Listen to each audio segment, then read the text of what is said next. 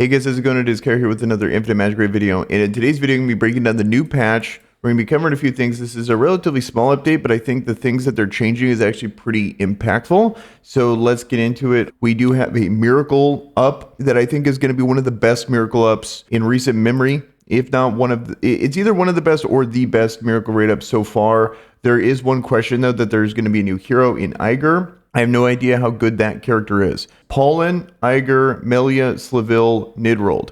So these 5 heroes right here, don't know how good Iger is going to be. I do know that Iger is going to be a Holy Light Parliament attack character. This is going to be January 20th to the 22nd. So far, the rest of those characters are some of my favorite characters in the entire game.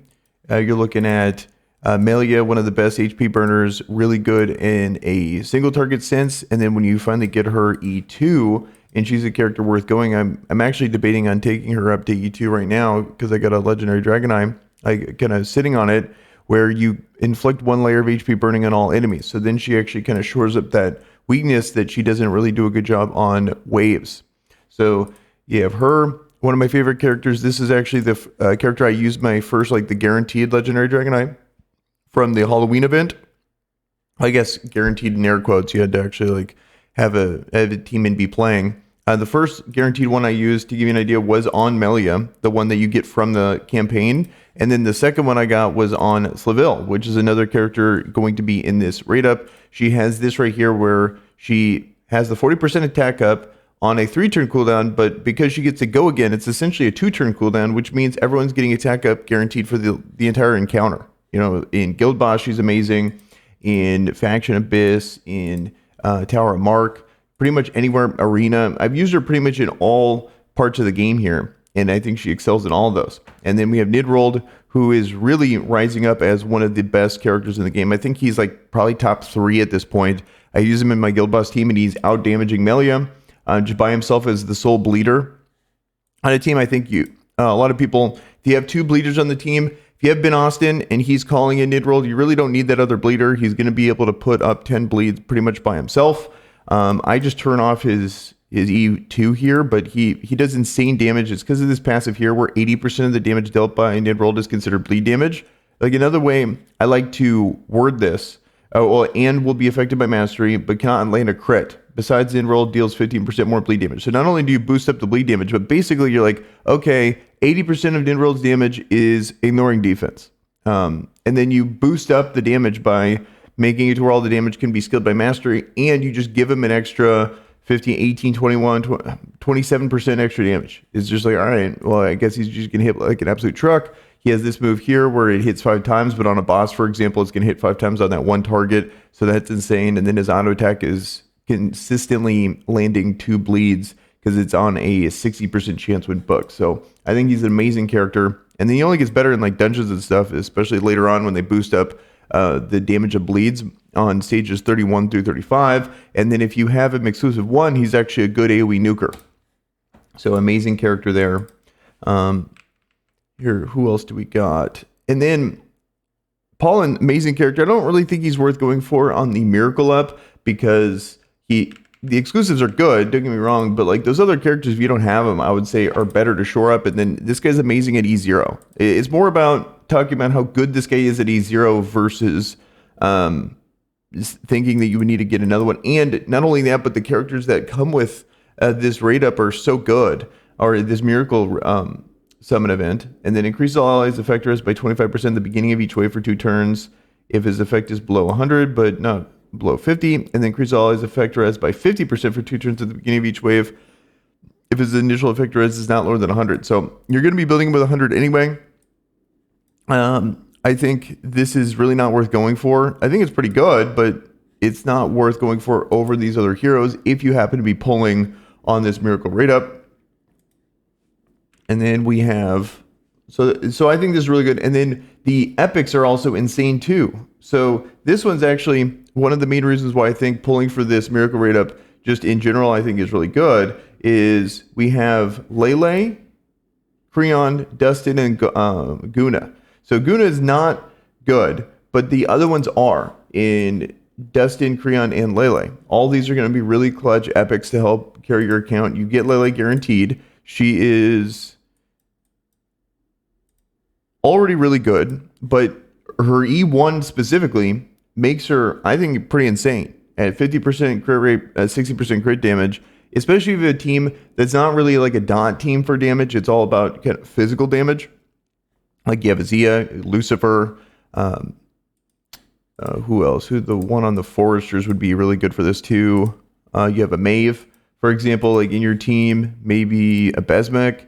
I think that could be really clutch to have something like this to shore up your crit rate, so you have 100% crit rate, and then a ton more crit damage. It is on a 4-turn cooldown, I wish it was on a 3-turn, but still very good. Just with the exclusive one, and she's an epic, so way easier to gear there. She does get better with more exclusives, but let's move on to another character here in Dustin. I think this is an amazing epic. If this was in the beginning of the game for me, like he's a relatively new character, so didn't have this option in the beginning. That's why everyone was so hard stuck on like Wim and Liz. Whereas now he would be someone too that I would have been totally fine with using to progress in the beginning if I didn't have those two options. Liz is guaranteed, so this is just another shielder. It's always nice to have multiple shield characters. He has the AoE reduces their effect hit. I think that could probably be pretty good in campaign in the situations where they're putting a lot of debuffs on you, but I would have to test it. He only gets better with the exclusives. You pretty much want him exclusive 3 for that 40% extra on the shield there. And then he also has the reduced attack, which I think is really good too. Even though it's only the 20%, not the 40%, having attack down on the auto attack is going to be really good against bosses.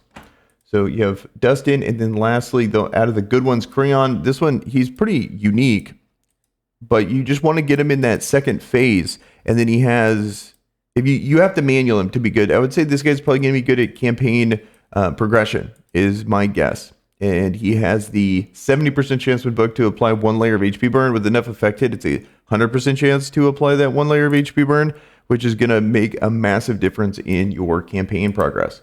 But those are going to be the characters here. I think it's usually how I like to look at miracle events. If I'm going to pull for them, is I look at the legendaries and I go, am I disappointed if I pull any one of these 5? Because it's going to be top 3. And then eventually what happens is you want to save that last one, the guaranteed, that third one for a very particularly good legendary, like Hizania, for example. They haven't had one in a few months. Where he would be like a character that's possible, but maybe they'll have it in the future. And it has been done before, but because of how popular Hizonia is and how he's at the top of so many tier lists, that might not necessarily be something that they're going to do either soon or just ever again. A lot of these games, like we kind of play test what the best characters are, and then they really hold those characters from us. So right here, these 5, I look at these 5. If Iger's good, then it's a no-brainer. I think that's worth pulling for just on the legendaries alone. But then also the epics are really good too and worth pulling for. Just keep in mind, Pollen and Lele, this is the only time to ever get them. So if you ever want dupes of them, this is going to be the time to do it. And if you ever want to exclusive them, this is the only way to actually do it, is you need the actual dupes of them. So it'll be up to you guys if you want to do that. Also, we have another wish up. It's going to be a Supreme Legendary Hero rate up. On January 24th to 26th, the chance of drawing legendary heroes and supreme wishes will be increased by 20% during the event. So be sure to be saving your supreme runes for this. Don't get baited by this event here. I know I pulled for this on my previous video, but don't get baited by this because this is way better. This is the first time of us hearing about this when this is going live, about the increased rate up chance for supreme runes. I think this is going to be a really good event for people that have stocked up on supreme wishes. That's a massive boost to your rates, so definitely save for that. And then the next thing that I think is actually interesting is they're finally adding a filter feature to equipment in which you can filter out equipment but with your selected entries. This is amazing. They really need to have a better UI for the equipment feature in this game. When it comes to actually setting up your characters, it's really tedious to use the current system. Like right now, if I wanted to go through this, like if I sell, I can exclude stuff. I could like look through this, but the sell features are way better than the actual contain features. Like this is painful. I would love to be able to organize. Like if I go HP rate, I want to organize and go have like an arrow here and what has the most HP to least HP rate, but it at least has HP rate. There's so many games that have a way more robust organization system when it comes to equipment. I haven't really seen one of these games that really does enough, in my opinion, but significantly better than this is what I've seen in other games like Star Wars Galaxy Heroes and even Raid. They've patched it and made it significantly better than this. So that would help an absolute ton in making gearing choices better, because it's really tedious to do this whole gearing system. Like, this is a whole ordeal that is really not the funnest part. But when you do get it set up, then it's done for a while.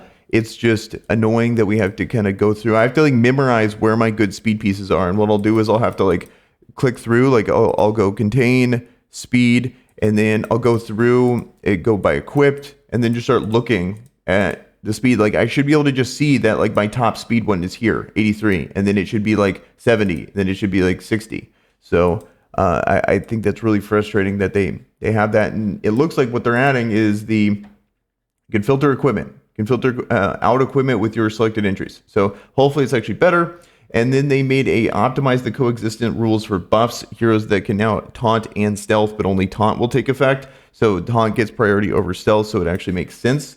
I believe that's for Mamek, where he does both there. And then we have added we've added a start on auto feature to the battle preparation screen in Guild Boss, and then added an overview to the Incarnate Sanctuary effects, to the equipment chest details in Dwarven Ruins. I think the last one there, the Incarnate Sanctuary, no one really cares about that. Only 0.1% of players have that. If you guys don't know what that is, it's a whale mechanic. Once you have your first like fully exclusive character, it will start to show up here and you get more effects there. So no one really cares about that too much. But the other stuff, especially anything related to equipment, I think is going to make the game so much better. And usually these games, what happens is if they get too tedious, then people just don't want to bother, because I think people have time to want to play, but then throughout the week, they want to just take what they've done and then apply it. Whereas if it's too tedious to do the things like setting up your arena teams, setting up your advanced arena, maybe setting up guild boss teams, if that's too tedious,